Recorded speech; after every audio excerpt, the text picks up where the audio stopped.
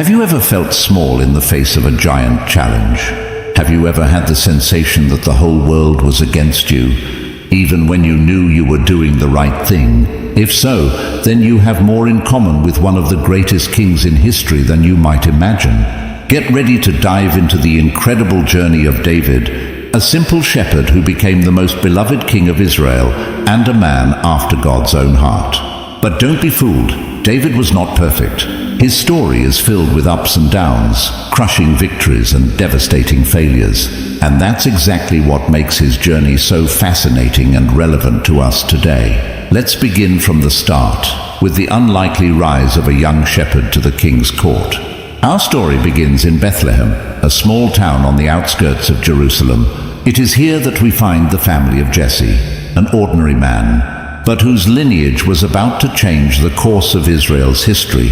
In 1 Samuel 16:1, we read that the Lord sent the prophet Samuel to Bethlehem, to the house of Jesse, with a secret and crucial mission, to anoint the new king of Israel. Jesse had 8 sons, and David was the youngest. While his older brothers stood out for their strength and stature, David spent his days in the fields, tending to his father's sheep. This seemingly insignificant task was shaping the character of the future king. In the fields of Bethlehem, David learned lessons that no palace could teach. He developed courage while protecting the flock from predators, compassion while caring for the weaker sheep, and leadership while guiding the flock to green pastures and still waters. Unbeknownst to him, he was being prepared to lead a nation. In 1 Samuel 16:11, when Samuel arrived at Jesse's house, all the older sons were presented one by one. But the Lord had not chosen any of them. Intrigued, Samuel asked Jesse if he had any more sons. "There is still the youngest," Jesse replied, "but he is tending the sheep." When David finally arrived, Samuel's heart must have leaped.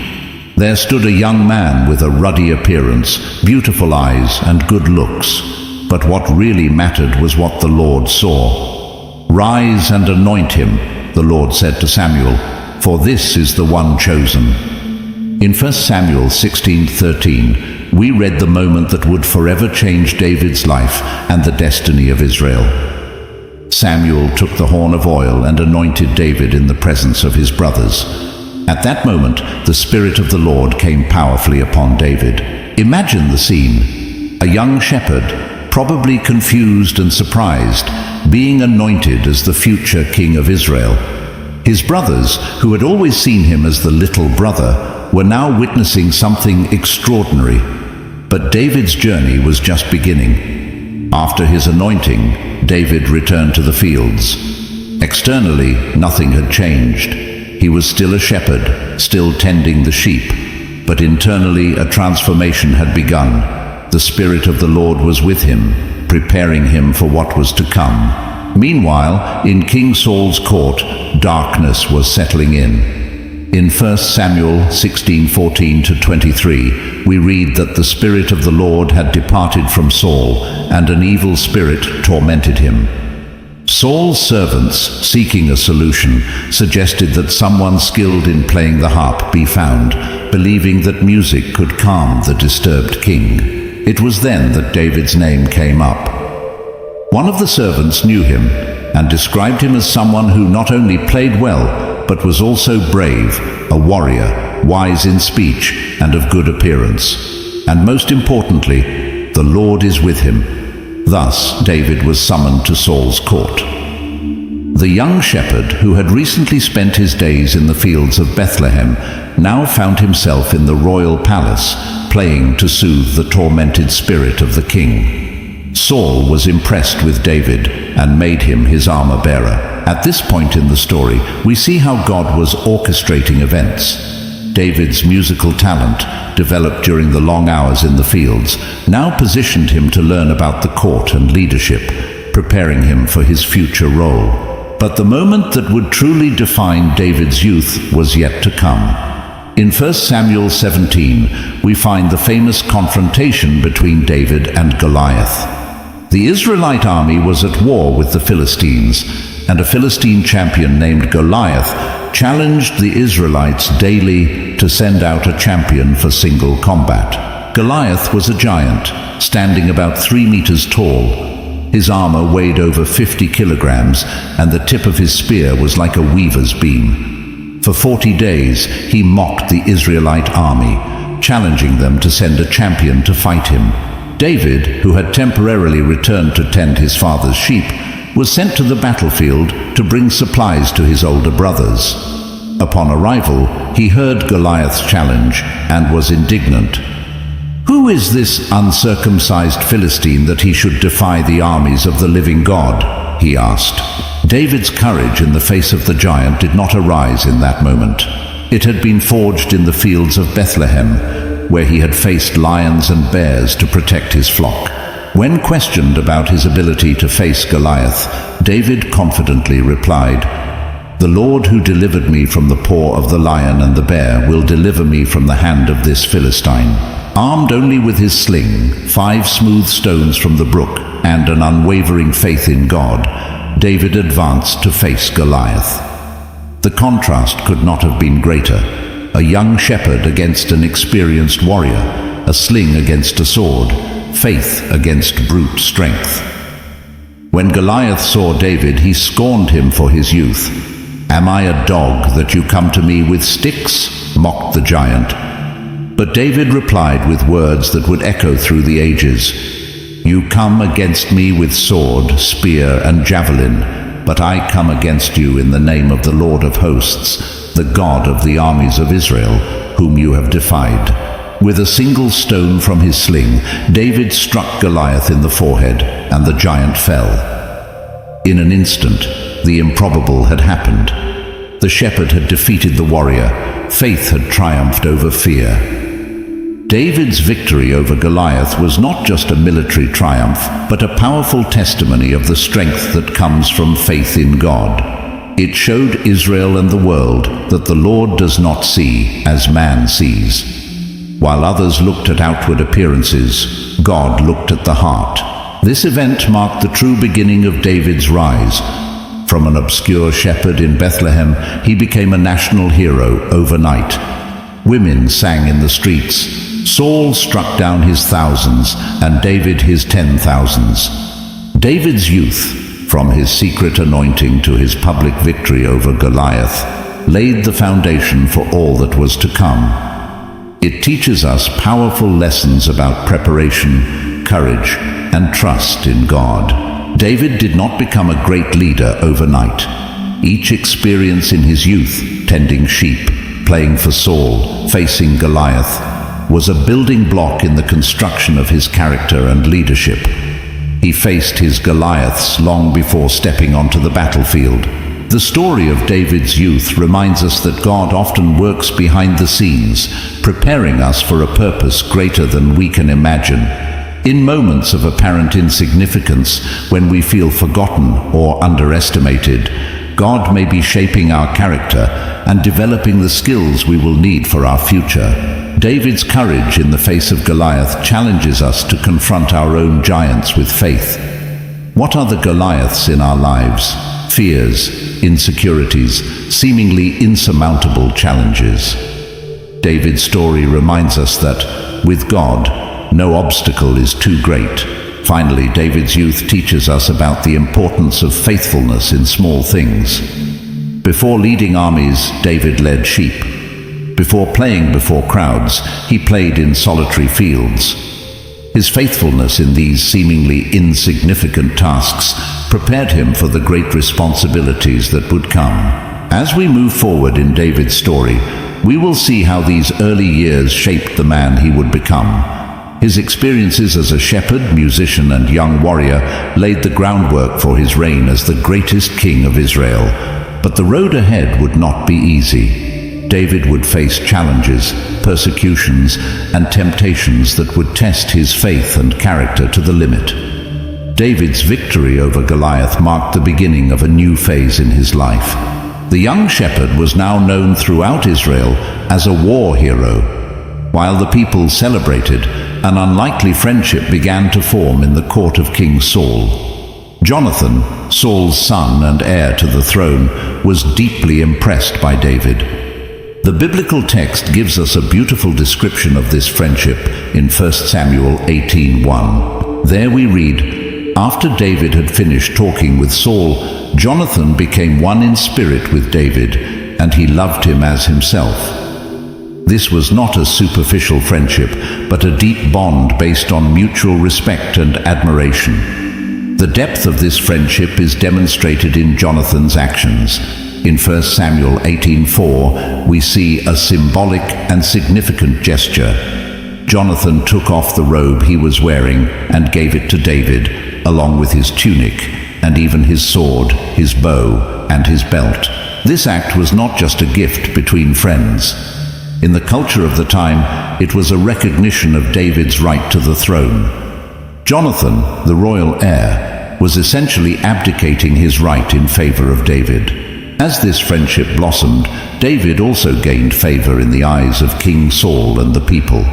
In 1 Samuel 18:5 we read, "Whatever mission Saul sent him on, David was so successful that Saul gave him a high rank in the army. This pleased all the troops, and Saul's officers as well."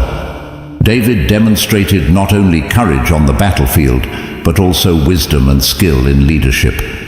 However, David's success would soon become a source of trouble. After a significant military victory, the women of Israel came out to celebrate, singing, "Saul has slain his thousands, and David his tens of thousands." 1 Samuel 18:7. This song, while celebrating both Saul and David, stirred jealousy in the heart of the king. Saul's reaction to this song marks the beginning of a dramatic shift in his relationship with David. In 1 Samuel 18:8-9 we read, "Saul was very angry. This refrain displeased him. They have credited David with tens of thousands, he thought, but me with only thousands. What more can he get but the kingdom?" And from that time on, Saul kept a close eye on David. Saul's jealousy quickly turned into hostile actions against David. The next day, as we are told in 1 Samuel 18:10-11, an evil spirit from God came forcefully on Saul. He was prophesying in his house, and David was playing the lyre, as he usually did. Saul had a spear in his hand and hurled it, saying to himself, "I'll pin David to the wall." But David eluded him twice. This incident marks the beginning of a long series of Saul's attempts to kill David. The young warrior, who was once welcomed in the king's court, now found himself in constant danger. Despite Saul's growing hostility, David continued to prosper.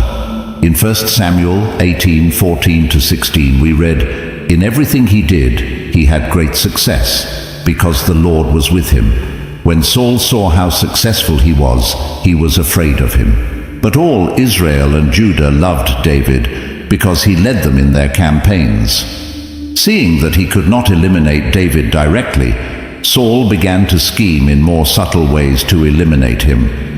One of these attempts involved his own daughter, Michal. In 1 Samuel 18:20-21, we read, "Now Saul's daughter Michal was in love with David, and when they told Saul about it, he was pleased. 'I will give her to him,' he thought, 'so that she may be a snare to him, and so that the hand of the Philistines may be against him.' Saul offered Michal in marriage to David, but with a dangerous condition. He demanded as a dowry 100 foreskins of Philistines, hoping that David would die in the attempt to fulfill this task. However, David not only survived, but exceeded the requirement, bringing back 200 foreskins. Saul then had no choice but to give Michal in marriage to David. The marriage to Michal, however, did not bring safety to David. Saul's hostility continued to grow. In 1 Samuel 19:1 we read, "Saul told his son Jonathan and all his officials to kill David, but Jonathan was very fond of David." Here we see how the friendship between David and Jonathan would become crucial for David's survival. Jonathan, risking his own position, interceded for David with his father. In 1 Samuel 19:4-5 he argued, "Let not the king do wrong to his servant David. He has not wronged you, and what he has done has benefited you greatly. He took his life in his hands when he killed the Philistine. The Lord won a great victory for all Israel, and you saw it and were glad. Why then would you do wrong to an innocent man like David by killing him for no reason?" Temporarily convinced by Jonathan's arguments, Saul swore, "As surely as the Lord lives, David will not be put to death." 1 Samuel 19:6. However, the peace would be short-lived. Soon the evil spirit returned to torment Saul, and he once again tried to kill David with his spear. David managed to escape, but it was clear that he was no longer safe in Saul's court. At this point, Michal, David's wife, played a crucial role in his escape. In 1 Samuel 19:11-12 we read, "Saul sent messengers to David's house to watch it and to kill him in the morning. But Michal, David's wife, warned him, 'If you don't run for your life tonight, tomorrow you will be killed.' So Michal let David down through a window, and he fled and escaped. Thus began David's period of exile. The man who had once been the hero of Israel and the favorite of the court now found himself forced to live as a fugitive in his own country. During this time, David sought help in various places. First, he went to the priest Ahimelech at Nob. Not wanting to reveal his situation, David lied about being on a secret mission from the king. Ahimelech, unaware of the danger, provided David with the consecrated bread and the sword of Goliath. This event, although seemingly insignificant, would have tragic consequences later. Doeg the Edomite, one of Saul's servants, was present and later reported the incident to Saul, leading to the execution of Ahimelech and many other priests. From Nob, David fled to Gath, Philistine territory, where he pretended to be insane to avoid being recognized as the famous Israelite warrior. After that, he took refuge in the cave of Adullam, where he was joined by his family and by everyone who was in distress or in debt or discontented. 1 Samuel 22:2. Meanwhile, Saul continued his relentless pursuit of David. The king's obsession with eliminating David led to extreme acts of cruelty, including the massacre of the priests of Nob, who had unknowingly helped David. During this period of flight, David had two notable opportunities to kill Saul, but he refused to do so. The first occurred in the cave of En-Gedi. Saul entered the cave to relieve himself, unaware that David and his men were hiding there. In 1 Samuel 24:4-6 we read, "The men said, 'This is the day the Lord spoke of, when he said to you, I will give your enemy into your hands for you to deal with as you wish.' Then David crept up unnoticed and cut off a corner of Saul's robe. Afterward, David was conscience-stricken for having cut off a corner of his robe, and he said to his men, 'The Lord forbid that I should do such a thing to my master, the Lord's anointed, or lay my hand on him, for he is the anointed of the Lord.'" The second opportunity occurred when David snuck into Saul's camp at night and found the king sleeping. Again, David refused to kill Saul, saying in 1 Samuel 26:9-11, "Don't kill him. Who can lay a hand on the Lord's anointed and be guiltless? As surely as the Lord lives, the Lord himself will strike him, or his time will come and he will die, or he will go into battle and perish. But the Lord forbid that I should lay a hand on the Lord's anointed." These actions demonstrate David's deep respect for the authority established by God, even when that authority was being unjustly used against him. David recognized that, despite Saul's flaws, he was still the anointed king of God, and it was not up to David to take the kingdom by force. Saul's persecution of David lasted for years, forcing David to live as a fugitive in his own country and even among Israel's enemies. During this time, David composed many of the Psalms we know today, expressing his anguish, his trust in God, and his determination to remain faithful. This period of flight and exile was a crucial time of formation for David. Away from the comforts of the palace and the glory of military victories, David learned to trust in God in extremely difficult circumstances. He developed leadership skills, gathering and commanding a diverse group of men. These experiences prepared him for the role he would eventually assume as king of Israel. Saul's pursuit of David would only end with the king's death. In a battle against the Philistines, Saul, seeing the desperate situation, took his own life to avoid being captured. When the news reached David, his reaction was one of lament, not joy. In 2 Samuel 1:19-23-24, we read part of David's lament. "Your glory, Israel, lies slain on your heights. How the mighty have fallen! Saul and Jonathan, in life they were loved and admired, and in death they were not parted. They were swifter than eagles, they were stronger than lions. Daughters of Israel, weep for Saul, who clothed you in scarlet and finery, who adorned your garments with ornaments of gold." This lament demonstrates David's noble character. Even after years of persecution, he could still see the good in Saul and honor his memory. Moreover, David's lament for Jonathan is particularly moving, highlighting the depth of their friendship. David's journey from a close friend of the king to a pursued enemy was long and difficult. However, through these trials, David's character was shaped and strengthened. He learned lessons of humility, patience, and trust in God that would be crucial in his future role as king of Israel. The story of David and Saul teaches us valuable lessons about leadership, jealousy, friendship, and faithfulness to God. We see how envy can corrupt even those who were once chosen by God, and how integrity and faith can sustain a person through the most difficult trials. As David prepared to assume the throne that God had promised him years before, he carried with him the lessons learned during those years of persecution. These experiences would profoundly shape his reign and his relationship with God in the years to come.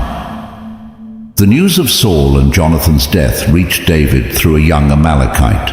The messenger, hoping for a reward, claimed to have dealt the final blow to Saul at the king's request. However, his expectation of reward was thwarted by David's reaction. In 2 Samuel 1:14-16 we read, "Then David asked him, 'Why weren't you afraid to lift your hand to destroy the Lord's anointed?' Then David called one of his soldiers and said, 'Go, kill him.' So he struck him down, and he died. For David had said to the Amalekite, 'You are responsible for your own death. For your own mouth testified against you when you said, I killed the Lord's anointed.'" This action of David demonstrated his deep respect for the authority anointed by God, even when that authority had been used against him. It also served as a clear warning to all that any attempt to gain favor with David through violence against his enemies would be severely punished. After a period of mourning, David sought divine guidance for his next step.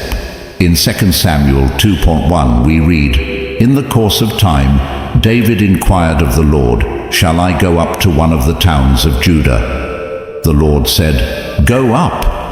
David asked, 'Where shall I go?' 'To Hebron,' the Lord answered.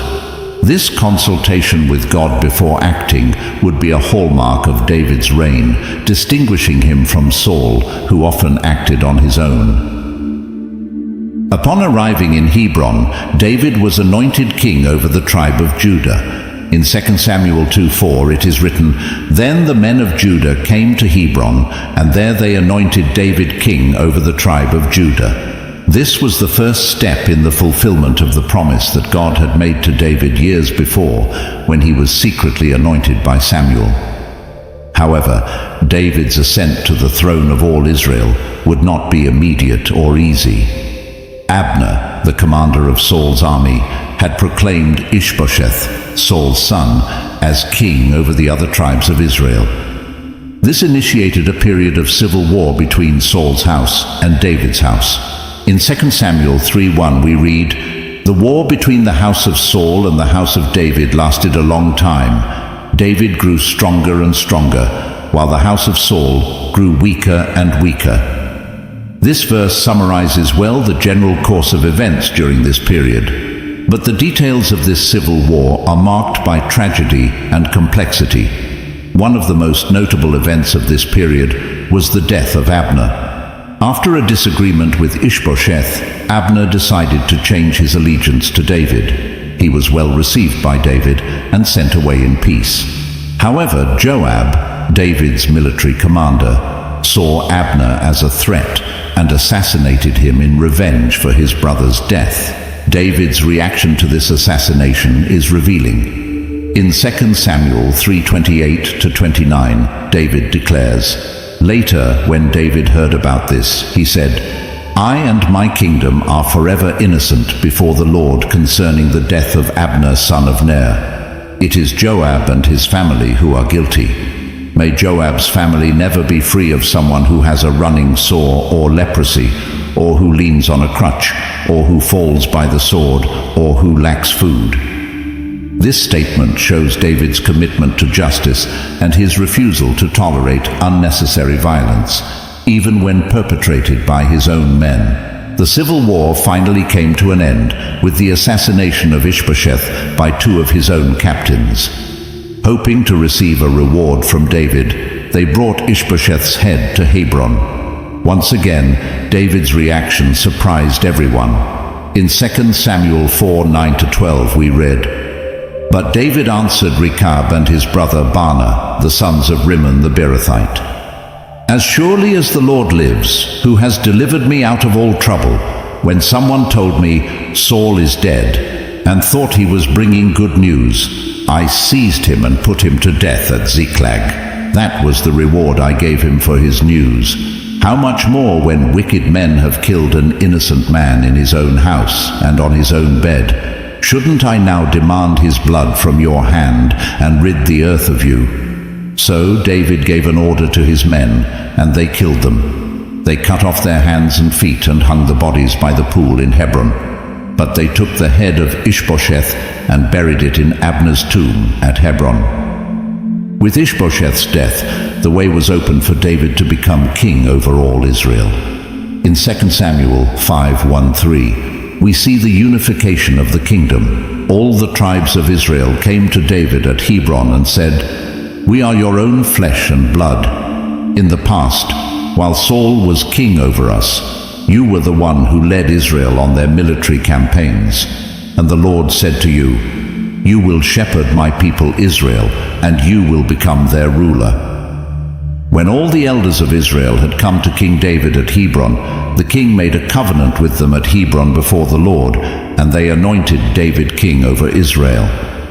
This anointing at Hebron marked the fulfillment of the promise that God had made to David years before. The shepherd of sheep, the court musician, the fugitive warrior, was now the king of all Israel. One of David's first actions as king of unified Israel was the conquest of Jerusalem. In 2 Samuel 5:6-7 we read, "The king and his men marched to Jerusalem to attack the Jebusites who lived there. The Jebusites said to David, 'You will not get in here. Even the blind and the lame can ward you off.' They thought, 'David cannot get in here.' Nevertheless, David captured the fortress of Zion, which is the city of David. The choice of Jerusalem as the capital was strategically brilliant. Situated on the border between the territories of the northern and southern tribes, Jerusalem would serve as a unifying point for the nation. Moreover, since it had not been previously associated with any specific tribe, it could become a truly national city. After establishing Jerusalem as his capital, David faced the threat of the Philistines. In 2 Samuel 5:17-21, we see how David dealt with this situation. When the Philistines heard that David had been anointed king over Israel, they went up in full force to search for him. But David heard about it and went down to the stronghold. Now the Philistines had come and spread out in the valley of Rephaim. So David inquired of the Lord, "Shall I go and attack the Philistines? Will you deliver them into my hands?" The Lord answered him, "Go, for I will surely deliver the Philistines into your hands."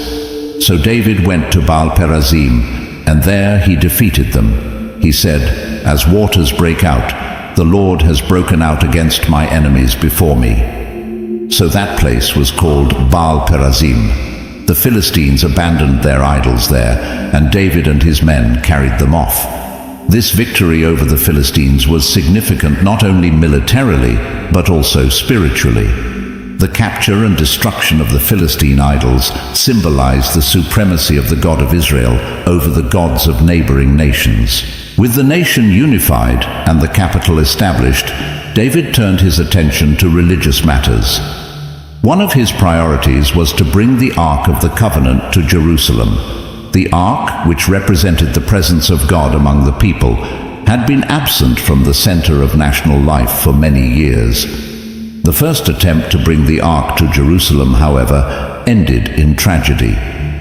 In 2 Samuel 6:6-7 we read, "When they came to the threshing floor of Narcon, Uzzah reached out and took hold of the Ark of God, because the oxen stumbled. The Lord's anger burned against Uzzah because of his irreverent act. Therefore, God struck him down, and he died there beside the Ark of God." This incident taught David and all Israel an important lesson about the holiness of God and the need to follow his instructions carefully. After a period of 3 months, during which the ark remained in the house of Obed-Edom, David made a second attempt to bring it to Jerusalem. This time the ark was transported according to God's instructions, carried by the Levites. The entrance of the ark into Jerusalem was marked by great celebration. In 2 Samuel 6:14-15 we read, "Wearing a linen ephod, David danced before the Lord with all his might, while he and all Israel brought up the ark of the Lord with shouts and the sound of trumpets." David's dance before the ark was an act of pure worship and abandonment to the Lord. However, not everyone appreciated this act of devotion. Michal, the daughter of Saul and David's wife, despised him for his behavior. David's response to Michal in 2 Samuel 6:21-22 reveals much about his heart. David said to Michal, "It was before the Lord, who chose me rather than your father or anyone from his house, when he appointed me ruler over the Lord's people Israel. I will celebrate before the Lord. I will become even more undignified than this, and I will be humiliated in my own eyes. But by these slave girls you mentioned, I will be held in honor." With the ark established in Jerusalem, David desired to build a permanent temple to house it. However, God had other plans. In 2 Samuel 7:5-7, we read God's response through the prophet Nathan. "Go and tell my servant David, this is what the Lord says. Are you the one to build a house for me to dwell in? I have not dwelt in a house since the day I brought the Israelites up out of Egypt to this day. I have been moving from place to place with a tent as my dwelling. Wherever I have moved with all the Israelites, did I ever say to any of their rulers whom I commanded to shepherd my people Israel, 'Why have you not built me a house of cedar?'" Although God denied David's request to build the temple, he made an extraordinary promise to David. In 2 Samuel 7:11-16, God promises, "The Lord declares to you that the Lord himself will establish a house for you. When your days are over and you rest with your ancestors, I will raise up your offspring to succeed you, your own flesh and blood, and I will establish his kingdom. He is the one who will build a house for my name, and I will establish the throne of his kingdom forever. I will be his father, and he will be my son. When he does wrong, I will punish him with a rod wielded by men, with floggings inflicted by human hands. But my love will never be taken away from him, as I took it away from Saul, whom I removed from before you.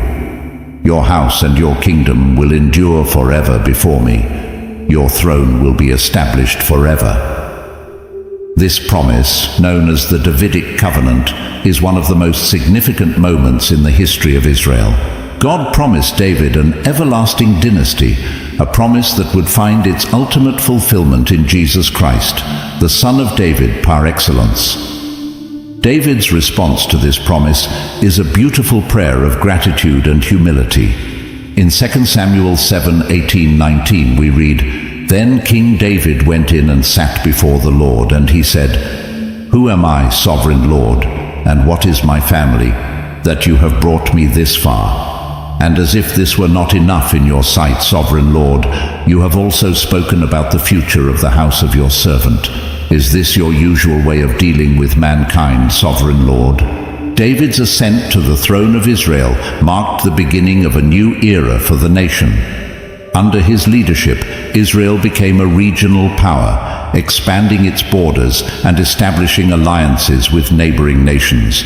More importantly, David established Jerusalem not only as the political capital of Israel, but also as its spiritual center. David's reign would not be without challenges and personal failures, as we will see in the following chapters of his story. However, the foundation he laid during these early years of his reign, a unified nation, an established capital, and above all, a renewed commitment to God, would shape the future of Israel for generations. David's journey from obscurity in Bethlehem to the throne in Jerusalem is a powerful illustration of God's sovereignty and his plan for his people. Through each stage, from shepherd to court musician, from fugitive warrior to king, David demonstrated unshakable trust in God and a commitment to his will. David's ascent to the throne was not just a personal achievement, but a turning point in the history of Israel. Under his leadership, the nation found unity, strength, and a renewed sense of divine purpose. The choice of Jerusalem as the capital and the establishment of the Ark of the Covenant there laid the groundwork for what would become the center of Jewish worship for centuries.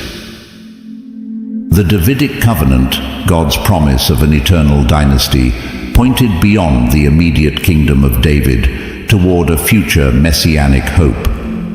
This promise would become central to the hope and faith of Israel, finding its ultimate fulfillment in Jesus Christ. The story of David's rise teaches us valuable lessons about patience, perseverance, and trust in God's timing. David waited years for the fulfillment of God's promise, facing persecution and exile. However, he refused to seize the kingdom by force, respecting the authority established by God, even when that authority acted unjustly. At the same time, we see in David a leader who was not perfect, but who was willing to learn from his mistakes and seek God's guidance. His reaction to the death of Uzzah and his subsequent careful approach to bringing the ark to Jerusalem demonstrate a heart willing to submit to God's will, even when it meant admitting and correcting errors. As David established himself as king over all Israel, new challenges awaited him. His reign would be marked by great victories and territorial expansion, but also by deep personal failures and painful family conflicts. However, the foundation laid during these early years, a deep dependence on God, a commitment to justice, and a heart of worship, would continue to define his reign and legacy. David's ascent to the throne is not just a story of personal success, but a testimony to the transformative power of God in the life of an individual and a nation. It is a story that continues to inspire and instruct, reminding us that God can use unlikely people to accomplish his purposes, and that true greatness comes from humble submission to divine will. With the kingdom unified and the capital established in Jerusalem, David turned his attention to expanding and strengthening Israel. His military campaigns were marked by notable successes. In 2 Samuel 8:2-6, we read about some of his conquests. He also defeated the Moabites. He made them lie down on the ground and measured them with a cord. Every 2 measures of men he separated one to be killed, and 1 complete measure to remain alive. So the Moabites became subject to David and brought tribute. David also defeated Hadadezer, son of Rehob, king of Zobah, as he went to restore his monument along the Euphrates River. David captured 1,000 of his chariots, 7,000 cavalry, and 20,000 foot soldiers. He hamstrung all the chariot horses except 100 of them. When the Arameans of Damascus came to help Hadadezer, king of Zobah, David struck down 22,000 of them. He put garrisons in the Aramean kingdom of Damascus, and the Arameans became subject to him and brought tribute. The Lord gave David victory wherever he went. These victories not only expanded the borders of Israel, but also brought great wealth to the kingdom. David dedicated much of the war plunder to the Lord, demonstrating his gratitude to God for his victories. David's reign was also marked by acts of justice and compassion. In 2 Samuel 9:1 we see David asking, "Is there anyone still left of the house of Saul to whom I can show kindness for Jonathan's sake?" This led to the encounter with Mephibosheth, the son of Jonathan, to whom David showed great kindness, fulfilling his promise to Jonathan. However, at the height of his power and success, David committed a sin that would tarnish his reign and bring lasting consequences. The story begins in 2 Samuel 11:1-2. In the spring, at the time when kings go off to war, David sent Joab out with the king's men and the whole Israelite army. They destroyed the Ammonites and besieged Rabbah, but David remained in Jerusalem. One evening David got up from his bed and walked around on the roof of the palace. From the roof he saw a woman bathing. This woman was Bathsheba, the wife of Uriah the Hittite, one of David's elite soldiers. Instead of turning away, David sent for her and committed adultery with her. When Bathsheba informed him that she was pregnant, David attempted to cover up his sin. First, he called Uriah back from the battlefield, hoping he would sleep with his wife and thus believe the child was his. But Uriah, demonstrating great integrity, refused to enjoy the comforts of home while his comrades were in battle. In 2 Samuel 11:11, Uriah says to David, "The ark and Israel and Judah are staying in tents, and my lord Joab and my lord's men are camped in the open country. How could I go to my house to eat and drink and make love to my wife? As surely as you live, I will not do such a thing." Seeing that his initial plan had failed, David made an even darker decision. He sent Uriah back to battle with a message for Joab, ordering that Uriah be put in the front lines of the fiercest fighting and then abandoned to die. After Uriah's death, David took Bathsheba as his wife. David may have thought his sin would remain hidden, but nothing escapes God's eyes. In 2 Samuel 12:1 we read, "The Lord sent Nathan to David." The prophet Nathan confronted David with a parable about a rich man who stole and killed the only sheep of a poor man. Indignant at the injustice of the story, David declared that the man deserved to die. It was then that Nathan pronounced, "You are that man." Nathan's confrontation led David to repentance. In 2 Samuel 12:13, David confesses, "I have sinned against the Lord." Although God forgave David, the consequences of his sin were severe. Nathan prophesied that the sword would never depart from David's house, and that the child born of his union with Bathsheba would die. Indeed, the child of David and Bathsheba became ill, and despite David's pleas, he died after 7 days. David's reaction to this loss is remarkable. In 2 Samuel 12:20 we read, "Then David got up from the ground, washed himself, put on lotions, and changed his clothes. He went into the house of the Lord and worshipped." When questioned about his behavior, David demonstrated his faith in God's sovereignty, saying in 2 Samuel 12:23, "But now that he is dead, why should I go on fasting? Can I bring him back again? I will go to him, but he will not return to me." The consequences of David's sin continued to unfold in the following years. One of Nathan's most painful predictions was fulfilled when Amnon, David's son, raped his half-sister Tamar. This act led to a cycle of revenge and rebellion that culminated in Absalom's revolt, another son of David. Absalom's rebellion forced David to flee from Jerusalem in a scene that echoed his previous flight from Saul. In 2 Samuel 15:30, we see a moving image of David. But David continued up the Mount of Olives, weeping as he went.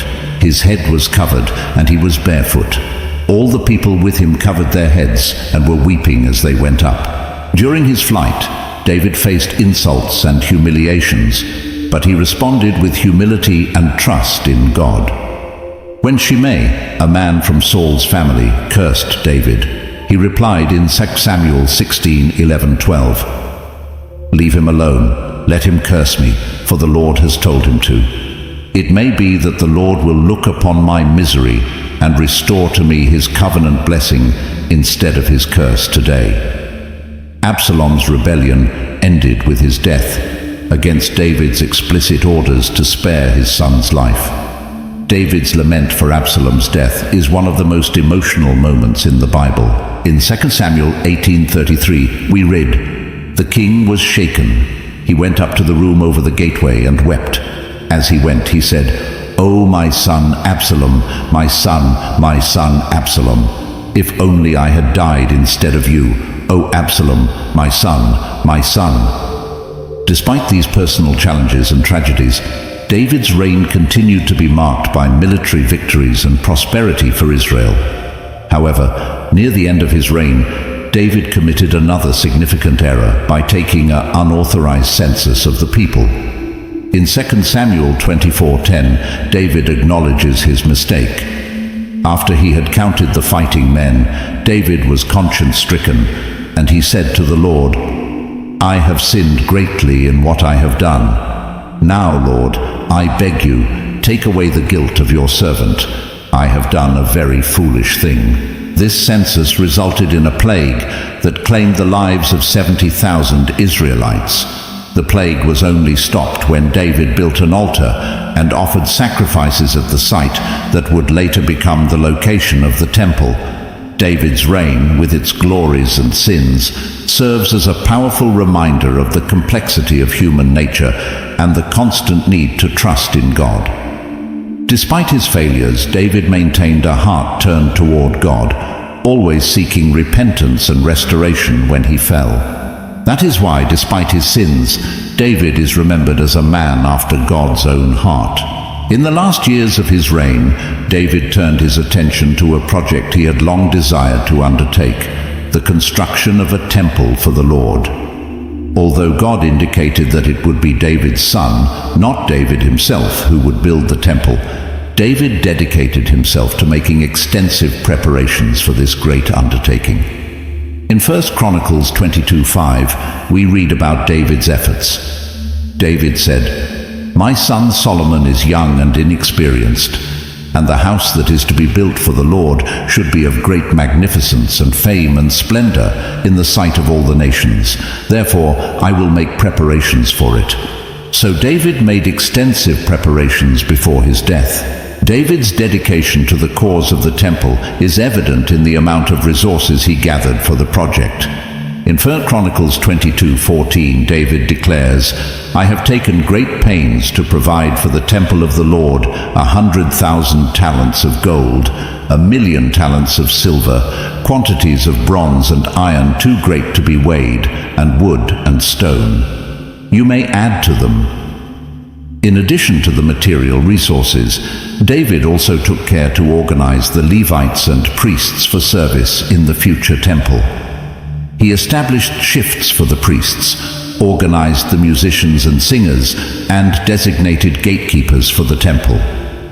All these preparations demonstrate David's concern to ensure that worship of God would be conducted with reverence and order after his death. As David grew older, the question of succession to the throne became pressing. Although God had already chosen Solomon to succeed David, there was an attempted usurpation by Adonijah, another son of David. This succession crisis is described in 1 Kings 1. In response to this threat, David acted decisively to establish Solomon as his successor. In 1 Kings 1:32-35, we read, "King David said, call in the priest Zadok, the prophet Nathan, and Benaiah son of Jehoiada. When they came before the king, he said to them, "Take your Lord's servants with you, and have Solomon my son mount my own mule, and take him down to Gihon. There have Zadok the priest and Nathan the prophet anoint him king over Israel. Blow the trumpet and shout, 'Long live King Solomon!' Follow him up to the throne, and he is to sit on my throne and reign in my place. I have appointed him ruler over Israel and Judah." With Solomon firmly established as his successor, David turned his attention to giving his final instructions, both to Solomon and to the people of Israel. In 1 Kings 2:2-4, David gives wise counsel to Solomon. "I am about to go the way of all the earth. So be strong, act like a man, and observe what the Lord your God requires.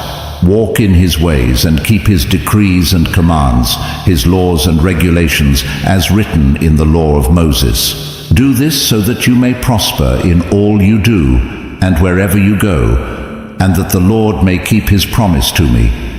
If your descendants watch how they live, and if they walk faithfully before me with all their heart and soul, you will never fail to have a successor on the throne of Israel." In his last recorded words, David addresses the entire assembly of Israel. In 1 Chronicles 29:10-13, he offers a beautiful prayer of praise and thanksgiving. David praised the Lord in the presence of the whole assembly, saying, "Praise be to you, Lord, the God of our father Israel, from everlasting to everlasting. Yours, Lord, is the greatness and the power and the glory and the majesty and the splendor, for everything in heaven and earth is yours. Yours, Lord, is the kingdom. You are exalted as head over all.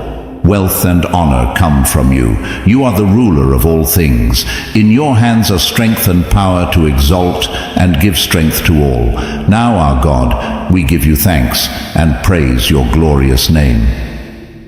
After a life filled with highs and lows, great triumphs and painful failures, David finally rested. In 1 Kings 2:10-11 we read, "Then David rested with his ancestors and was buried in the city of David. He had reigned for 40 years over Israel, 7 years in Hebron and 33 in Jerusalem." David's legacy, however, continued far beyond his death. His impact on the history and faith of Israel is immeasurable. We can see this impact in several areas. First, David is remembered as the ideal king in Israel. Even centuries after his death, subsequent kings were often compared to David. A king like David became synonymous with a just and God-fearing king. Secondly, David left a significant literary legacy in the form of the Psalms. Many of the Psalms are attributed to David, and they continue to be a source of comfort, inspiration, and guidance for the faithful today. David's Psalms express the full range of human experience, from joy to sorrow, from trust to despair, always in the context of an unwavering faith in God. Thirdly, and perhaps most significantly, David became central to Israel's messianic expectations. God's promise to David of an eternal dynasty, the Davidic covenant, led to the hope of a son of David who would establish an everlasting kingdom. This hope found its fulfillment in the person of Jesus Christ. In Matthew 1:1, the New Testament begins with these words, "This is the genealogy of Jesus, the Messiah, the son of David, the son of Abraham." Jesus is often referred to as the Son of David in the Gospels, and his Davidic lineage is seen as the fulfillment of messianic prophecies. David's life, with all its complexities, offers us valuable lessons that transcend his specific time and context. The story of David teaches us about God's sovereignty in history. God chose David, the youngest son of Jesse, to become Israel's greatest king. This reminds us that God often works through the unlikely and the underestimated to accomplish his purposes. David's life also illustrates the importance of faith and trust in God. From his confrontation with Goliath to his years as a fugitive and his reign as king, David demonstrated unwavering trust in God, even in seemingly impossible circumstances. At the same time, David's story shows us the reality of sin and its consequences, even in the lives of heroes of faith. David's adultery with Bathsheba and the murder of Uriah had lasting consequences.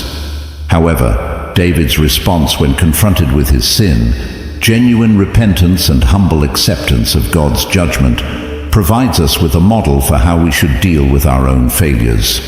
David's life also teaches us about the importance of forgiveness and restoration. Despite his grave sins, David experienced God's forgiveness and was restored to fellowship with him. This gives us hope that no matter how far we may have fallen, forgiveness and restoration are always available to those who turn to God with sincere repentance. Finally, David's story reminds us that greatness in God's eyes is not measured by perfection, but by a heart that continually seeks God. Despite his flaws, David is remembered as a man after God's own heart, because ultimately, his heart was always directed toward God. In conclusion, David's life is a rich and complex tapestry that continues to capture our imagination and touch our hearts thousands of years later. His journey from shepherding to the throne of Israel, his victories and defeats, his moments of triumphant faith and human failure, all combine to give us a portrait of a life lived in dynamic relationship with God. David's legacy as a warrior, king, poet, and man of faith continues to shape our understanding of leadership, worship, and what it means to live a life dedicated to God. His story reminds us that God can use imperfect people to accomplish his perfect purposes, and that true greatness lies not in the absence of flaws, but in the continual willingness to turn to God in all circumstances of life. May we, like David, seek to be people after God's own heart, trusting in his grace, responding to his correction, and dedicating our lives to his service.